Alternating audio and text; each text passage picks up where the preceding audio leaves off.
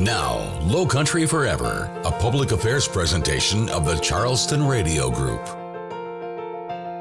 There are many amazing areas in the Lowcountry, and today we focus on Goose Creek. I'm Brian Cleary. Welcome to Lowcountry Forever as we welcome Gregory Habib, the mayor of the city of Goose Creek. And Mayor Habib, right now, a comprehensive plan is going on in the city. Can you explain what the comprehensive plan is all about? Well, the state law requires that municipalities go through a comprehensive plan every 10 years, then requires a 5-year update. So most municipalities, not most, all municipalities have to do this. Oftentimes, though, it ends up being just sort of a box-checking exercise to some degree, make sure you're on course. We are taking the opportunity, at least this time, something that we've talked about for a long time since I became mayor and before, is really coming up with an achievable, reasonable land use plan for what we want our city to look like and what we want it to be like moving forward and how we want it to grow.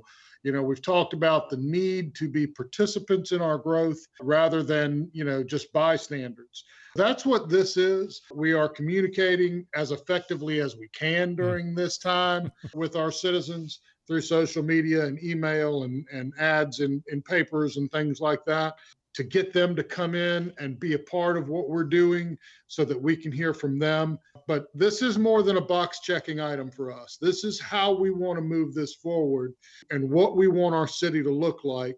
I want a plan not for the next 5 years or 10 years. I want a plan that will be for the next 25 or 30 years. And every 5 years we can check and make sure we're still on track. So that's what we're working towards right now. So what would you hope as mayor that a resident of Goose Creek might do to assist with this comprehensive plan? Well, certainly we want to hear what they have to say. And I don't know what it makes me sound like, but I know what most of our residents want, well, right? Let's hope so. You're the mayor. We've all been around. Maybe it's through verification. We want to verify what our residents want. It's to meet our needs here. I've long been a proponent and told folks, and will argue with anybody about traffic in and around the Lowcountry. And you say, what does that have to do with what we're talking about? Well, it has a lot to do with it. That the best way to mitigate traffic in the Lowcountry is through economic development and proper land use. And so if we're able to plan our community so that more of our citizens can meet more of their needs here in the city of Goose Creek, well, they don't have to drive to Charleston for it. They don't have to drive to Somerville. They don't have to drive to anywhere else. And the people who drive through Goose Creek, we have 2 major U.S. highways that run through the city of Goose Creek, Highway 52 and Highway 176. This plan needs to take advantage of that. And so the folks who are driving through Goose Creek to get to where they wanted to go, where they need to go, we need to allow them to drive to Goose Creek to get what they need.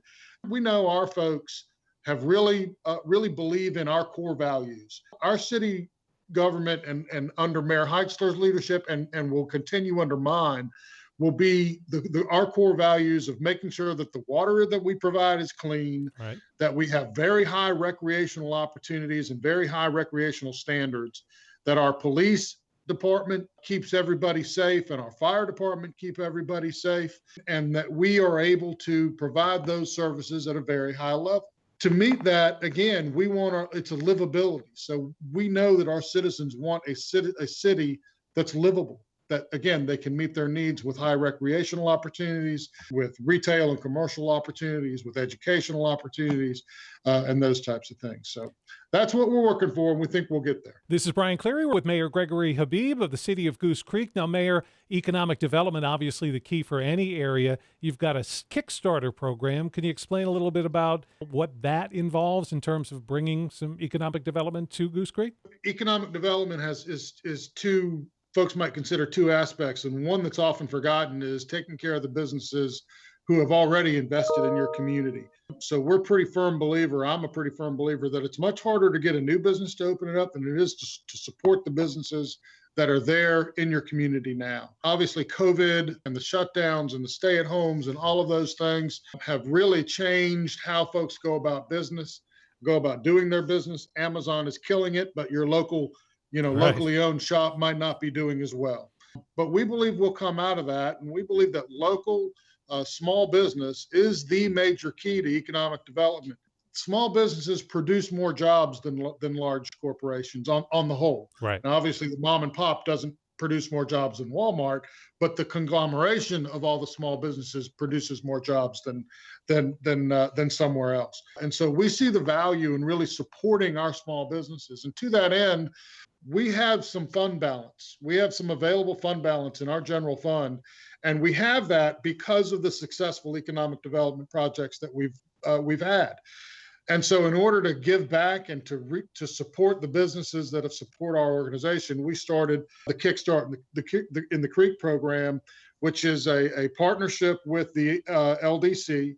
We're not the experts on lending, they are. Right. So they will do all the qualifying. They will help our folks make sure that any other funds that might be available, make sure our folks have access to those even before they apply for our program. But our program is fairly small. It's anywhere from $2,500 to $25,000. It's a loan to help our small businesses get through the next several months, the next whatever period of time, that they think they'll need, right, and that we have the affordability to fund. It might be a small business just needs 3 months of rent. If they get through 3 months of rent, then they get to the other side of this, or 6 months of rent, and they get to the other side of this. It's really important that folks recognize that supporting small business is another way that we're going to meet our needs in our community. Oftentimes, when you're supporting small business, you're supporting your neighbor. right. You're supporting a friend. You're Sure. supporting people that live in your community.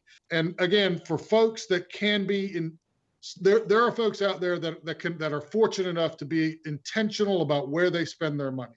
Sure. And so we hope that the people that are fortunate enough to be intentional about where they spend their money, that they try to spend it locally and help our economy that way.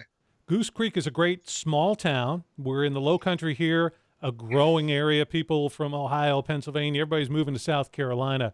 So obviously one of the challenges for you as mayor, you don't want to lose the small town feel, but you obviously want to have some growth in your town. So that's a delicate balancing act. How can you pull it off? It is, but interestingly, it's one of the things that we talk about regularly is that we're really not a small town anymore. The city of Goose Creek is 45,000 people. We're the 8th largest city in South Carolina, and so I tell people all the time that I don't refer to us as a small town because we're not.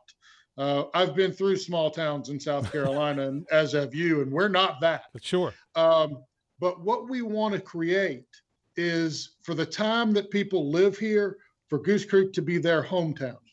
And I know it sounds like semantics, but it's really meaningful to me that through our recreation programs and through our communication and through our outreach with our police department and fire department, that our citizens have the opportunity to know our government, to know our departments, to enjoy them, and to feel like this is their hometown. And again, it may sound corny to folks, but people become endeared to an area. Yes. And, a lot of people that have moved to Goose Creek certainly grow a sense of attachment. And for the time that they live here, we want them to feel like their hometown. So how do we manage all of that? We manage it, in my estimation, by focusing on our core values, like I mentioned before, making sure that the water is clean, making sure that we have really high recreational opportunities that make people feel like home, make sure that our police and fire are funded to a level that makes sense and keeps everybody safe. And we make sure that we pick up the trash every week like we're supposed to. And then we work to meet the needs. When I talked earlier about traffic, listen, traffic's not going to get any better in Charleston Sure. without forethought and without recognizing that economic development is that path forward. It's interesting, whenever we hear news or whenever we're fortunate enough to have convinced somebody to invest in our community, the first thing you hear from residents is, oh no, it's just all the traffic that's going to bring. Right. And I try to explain to people, businesses that we're trying to attract, they don't bring traffic. They go where the traffic already is. Sure. Retailers and restaurants and those things, they want to be where traffic already is. Right. That's why they don't put a Chipotle out in Pineville yet. Right. God bless them in Pineville, but there's no traffic there. Right. So, people that are investing here are investing because we already have that traffic. So it is a balance. But we have to recognize too that the traffic that is in Goose Creek, a lot of it is from folks who don't live in Goose Creek. If you want to go from parts of the upper part of the county into North Charleston or Charleston, you have to drive through Goose Creek. Sure. So we need to take advantage of that economically so that, again, we can take the burden of providing those core services off of our municipality, off of our citizens, rather. Every time a new housing development gets presented, we don't want just a housing development. We want communities. So if somebody wants to build 500 houses, I need to know not only what houses that they're going to want to build, but also, can we get a gas station in there? Can we get a grocery store near there? Those things that help those folks meet their needs. Can we get a doctor's office to move there? Can we build a community?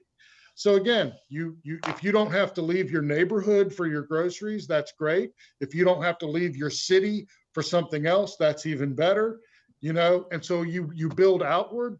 But every time we look at a new community, we want to know what comes along with that. It's not just houses. How do you build without negatively impacting the surrounding area? And it's by building communities every time you build something. So it's not that Goose Creek's a small town, but you're managing to keep that small town feel, that community. We want it to be folks' hometown while they live here. We're still not as transient as we used to be. Mm-hmm. I moved here in 1982. My father was in the Navy, and people used to move in and out all the time, Sure. Obviously with a much less, still a significant military population, but not like it was back in the 80s. Right. We have a little bit of transientness here, but not like it used to be. But there's still people that move in and out.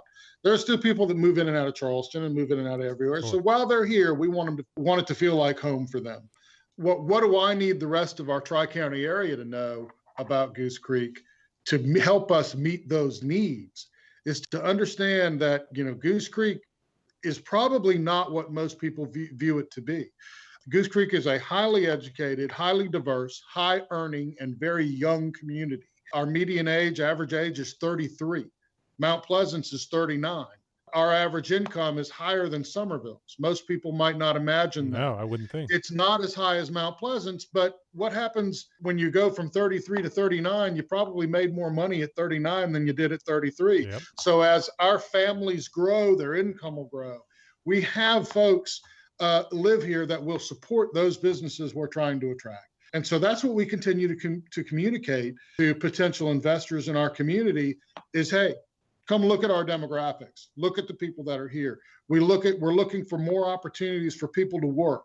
We're looking to expand and fill in our Crowfield Corporate Park, where great companies like Quazell and Pegasus are already there. We're hoping to grow that and fill that in and put more opportunities for people to work in our community, live in our community, meet their needs in our community. So, I've got a message that I want out to everybody, that I want the rest of our Charleston area to know what Goose Creek is and where we're going. And that's going to help us with that balance. This is Lowcountry Forever, and I'm Brian Cleary, talking with the mayor of the city of Goose Creek, Mayor Gregory Habib. And Mayor Habib, we've all had to deal with COVID-19 in one way or the other. Talk a little bit about how the city of Goose Creek has dealt with the pandemic. We all took the time to learn for a long time. And then, we considered a mask ordinance early, and council was not really in favor of that as a whole, or not enough of council was in favor of not necessarily requiring a mask, but the way that ordinance was written. And so I followed with a mayoral proclamation to require folks to wear a mask here in the city.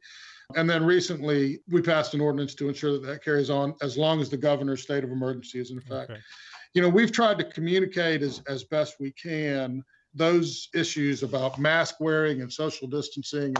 And, we've worked with some vendors and my economic development director, myself, our police community officer. We all walked from business to business, passing out masks early on in this. We provided direction as to, how you set up for social distancing and those kind of things.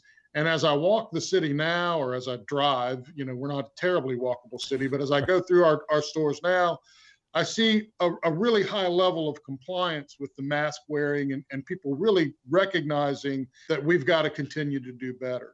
Mayor Habib, one other thing I want to talk to you about, an anniversary celebration coming up. I don't know that people would say that Goose Creek is 60 years old, but 60 years old, you turn in March. That's a great milestone. Well, I don't think we're going anywhere now, so I assume we're going to have a 70 and an 80 and a 90 and a 100, right?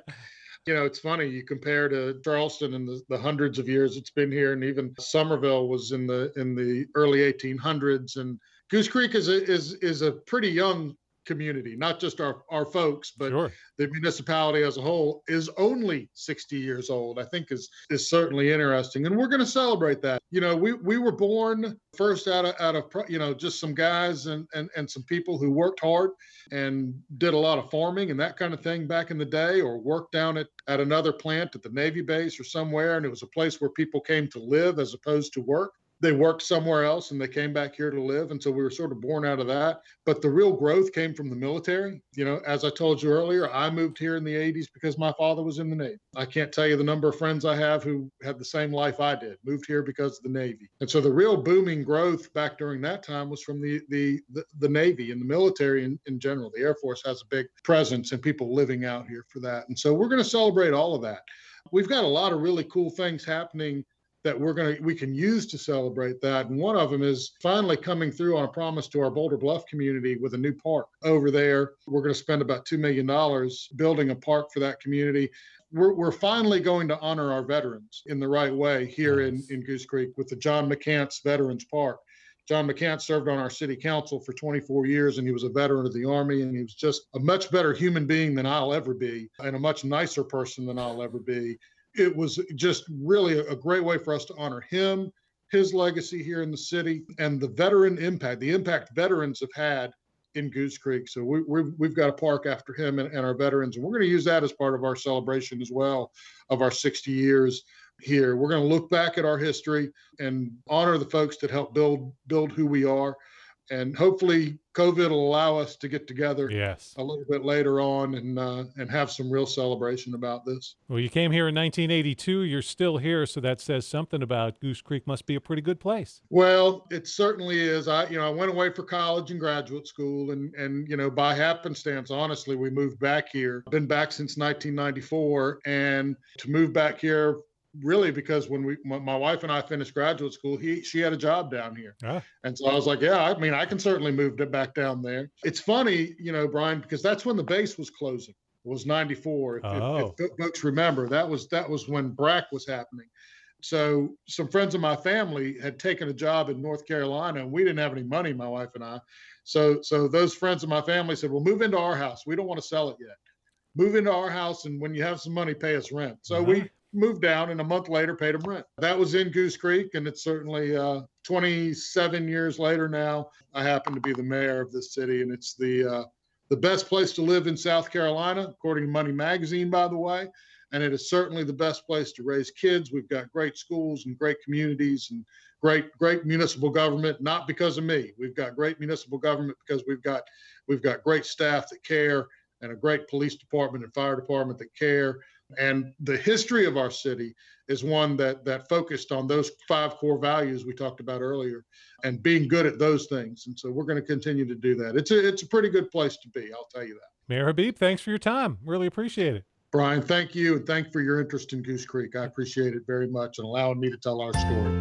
The Charleston Radio Group is the Lowcountry. Every week, we highlight local organizations and events that are helping to make a difference here where we live. If you have a group, event, or an idea to feature on Lowcountry Forever, let us know. Visit lowcountryforever.com and click on our podcast link for contact information. Now, Lowcountry Forever continues.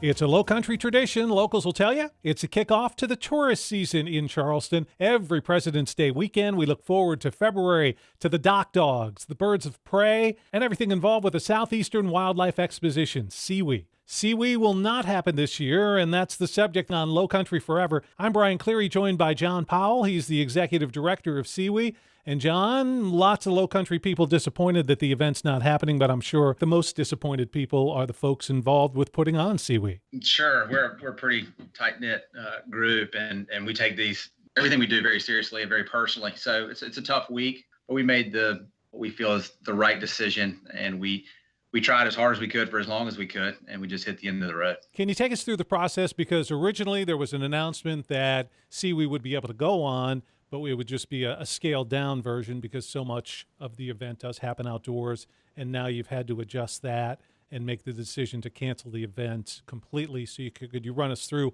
why that actually came down that way? As you might imagine, we start to plan right after each show, a lot of times beforehand. And this year was just much different because we were able to get 2020 under the wire. We were very fortunate. So very quickly in March, as COVID became a reality across the world, we said, okay, how are we going to adjust? And we held tight for a little while, knowing that we were going to have to see how it played out. A little light at the end of the tunnel. When's that going to come? Well, we were hoping that by February that was going to be it, but we didn't want to take on too much risk. We're not for profit. We have to be very careful with how we approach every year. And so we said, okay, let's look at what a scaled down show was. And we worked with one of our hotel partners, the Charleston Marriott, and we took one of our most popular exhibit sites in a very large area to spread out, being Brittle Bank Park, and said, let's see what we can do with these two. It eliminated the shuttle system, which would have been nearly impossible to do with social distancing. Sure. We cut down on the number of tickets and the number of people that would have access each day. As you might know, our tickets provide access to each exhibit site. So with only two, we had to work in those numbers. So we put the framework there. And then we started the process like everyone else with new regulatory procedures. South Carolina Department of Commerce, the mayor has a special task force, which in some ways is an extension of the special events committee that we have to go through every year.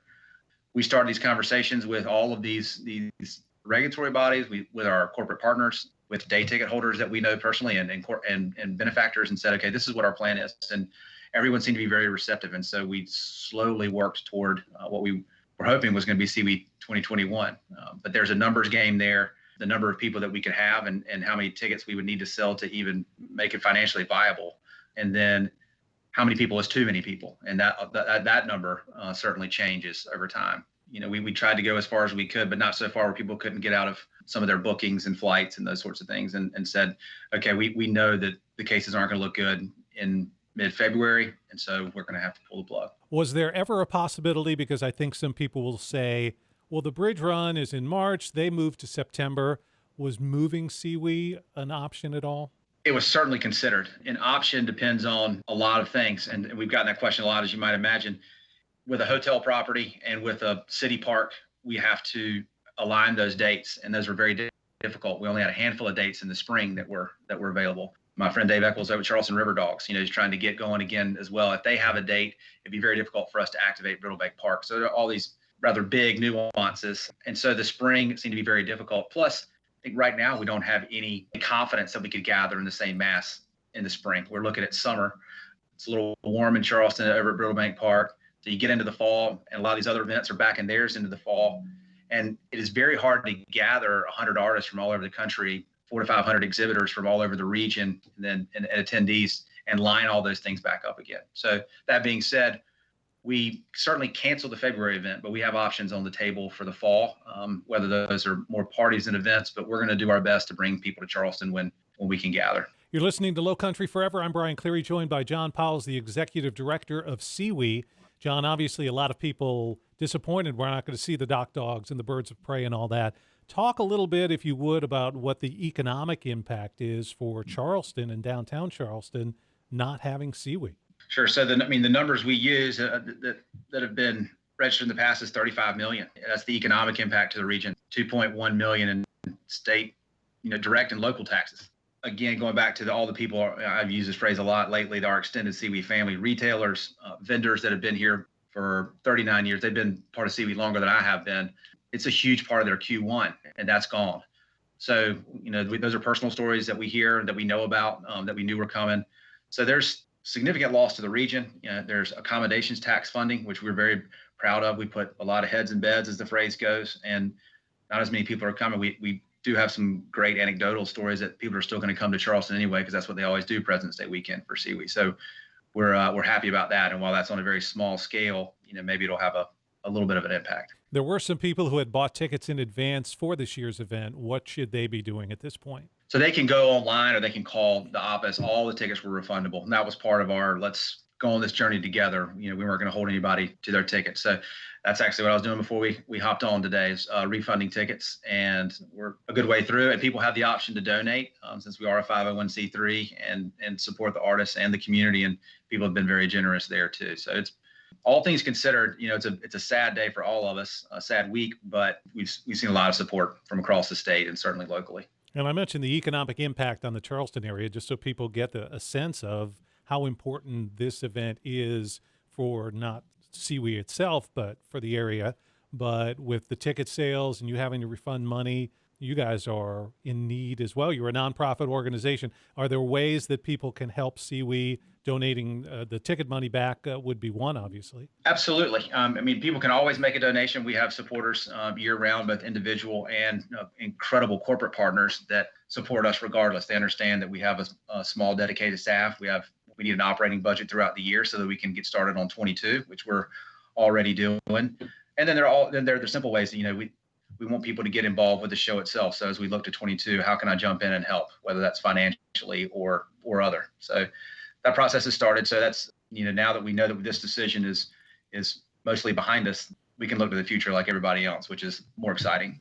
Now, you had mentioned the possibility, and we don't know what may happen, but there's a possibility of some smaller events in the fall, et cetera. That would not affect. We will have a SEWE 2022 next February. Absolutely. It is our intent to have SEWE 22 in its full grandeur. I don't know the right word. I think, we're going to be realistic about it, but we're all excited. It's a lot of people's favorite event, certainly mine. And there's a lot of pin up. People want to get out. People want to do this. It wasn't from a lack of people's hearts wanting to get out there and gather. We're having to use our heads about us. But absolutely 2022 with all of the exhibit sites and all the things that you would expect. For people who don't know much about the organization itself and what you're a part of, obviously, a lot of people here in the Charleston area, they look and go, man, I love going down to see the art and all the exhibits and the dock dogs. But your organization has a purpose beyond just putting on a great show. The show is certainly the central focus. It is our year, but the mission has grown over time. 1983, Charleston looked a lot different, but there were a lot of events that were similar to SEWE around the country, many of which have folded and no longer exist. But a group of gentlemen saw an opportunity to start a festival at a time where Charleston needed a boost to the tourism industry to get the year going. And while Charleston's become so popular year round, that January, February timeframe still needs a little bit of a shot. And that's what we do. So economic impact is certainly a huge part of our mission, has grown over the years, but we support artists not only locally, regionally, but across the country. We're a very big part of the wildlife art genre in the United States. And certainly the conservation aspect. There are conservation organizations.